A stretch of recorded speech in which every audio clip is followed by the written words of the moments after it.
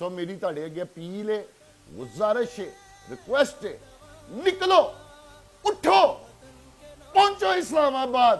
रोज रोज यहो जिहा लीडर नहीं जे मिलना। पहुंचो इस्लामाबाद और जवाब दिओ इन्हां चोरां डाकुआं नूं ते अमरीकी एजेंटां नूं, अमरीकी पिठूआं नूं जवाब दिओ।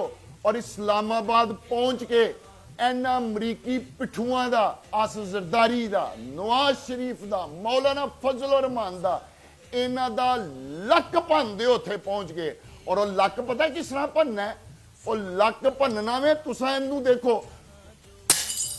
इंज इन्हां दा लक भन दिओ, इन्हां नूं किरची किरची कर दिओ। मैं अज एक पैगाम पाकिस्तानी कौम नूं दिता और ਉਹਦੇ ਵਾਸਤੇ मैं कुछ प्लेटां तोड़ ਦਿੱਤੀਆਂ। मेरी बेगम कहन लगी कि तुसा मेरे डिनर सैट दियां प्लेटां तोड़ ਦਿੱਤੀਆਂ ने। मैं अपनी बेगम नूं कहा कि इस कौम नूं समझाउण वास्ते जे मैनूं सारे घर दे भांडे भी तोड़ने पैणगे तो मैं तोड़ दांगा।